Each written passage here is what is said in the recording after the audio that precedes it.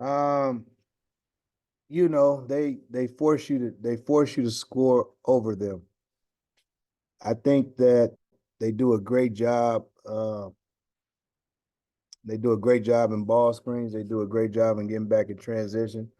I think, and this is my first time being, seeing him and watching a lot of them on film, and I'll be interested to see him in person. But I don't think Baycott get enough credit for the way he moves. I think he moves pretty good.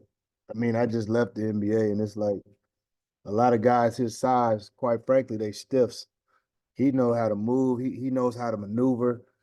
He understands how to steer his man on defense. Like he has a lot of tactics. Like he's a seasoned player, and I love the way he plays defense. And the perimeters do a good job of staying between their man and the basket is what I like to call it. And again, they limit you. You only get one crack at it, but I think they have one of the lowest uh assist rates defensively in the country. They you just they don't they make you play a lot of one-on-one, and I think that what happens is you start to fall into a bit of a trap, and then that allows them to get out in transition where they're really good in transition. Thanks, Coach. Mhm.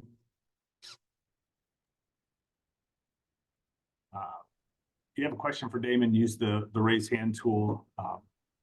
Damon, one question that was sent to me was about Bidongo. If you could just talk about, obviously there's been some ups and downs throughout the season, but he's been really consistent lately. He's given you a good presence. What have you seen from him of late during the ACC season? Bai is he's growing each game, each practice. He's figuring it out, and he's trying to learn how to lead. And it's fun kind of watching his growth as he goes along. A lot of people don't even understand he didn't even start last year on his high school team. So a lot of things that he's doing, this is the first time he's been in this position. From the first day I seen him, I knew he was a special talent, and now it's just a matter of him just being a student of the game. And the best thing about him is he's coachable, and he's a willing learner, and he asks for help. And each and every day he comes in, you can see that by his performance on the floor, and then what I like to call the classroom. Go next to Josh Graham. Go ahead, Josh. Coach, going back to the Carolina scout, when you look at Harrison Ingram's game, all the things he's able to do, what most impresses you about his game? I'll say this. I don't because to me as that fourth, fifth starter, he might not get the press, but what I say he gets lost in a lot of little things that teams need, and that's winning 50-50 balls, that's making an open shot when needed, that's guarding. That's just knowing where to be on the floor. He has a great feel and an IQ for the game.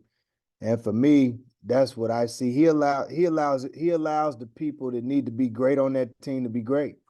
And you don't have a lot of people that are willing to do that today. And he's willing to do that.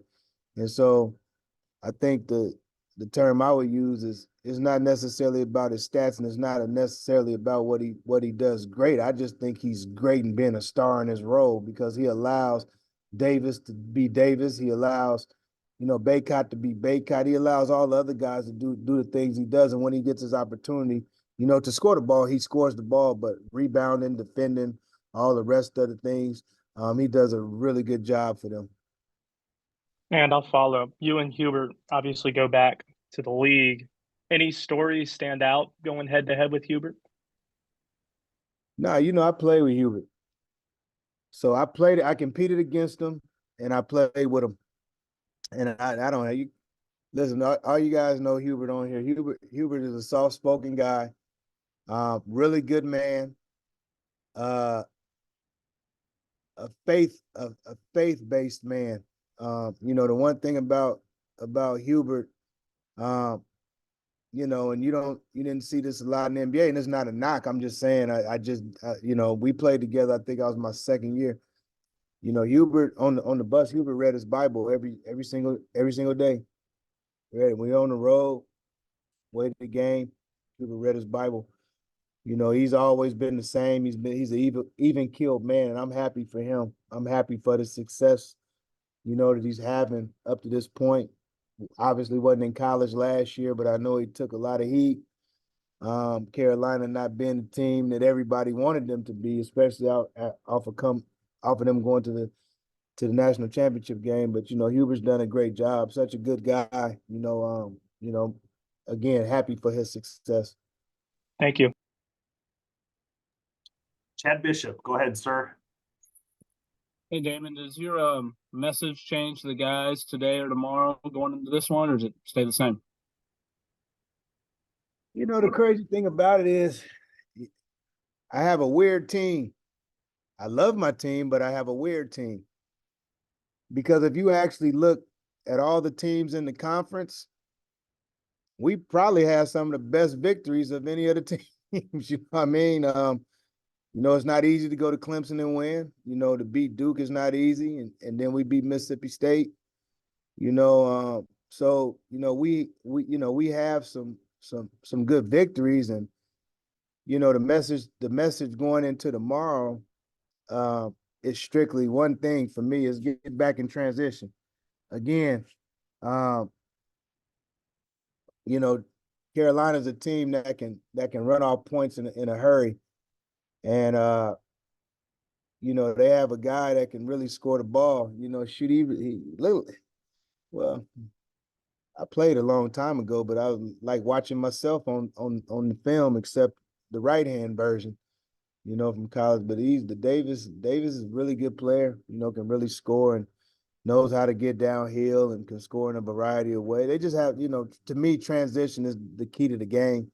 We have to get back and we got to sprint back because we can't have the mismatches. That's where they get you a lot of times in transition. You're not sprinting back. You got bigs on the guards. You got the guards on the bigs, and then it's just that's a recipe for disaster against them.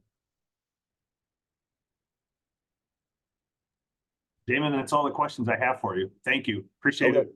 Okay, thank you. See you next week. Yeah.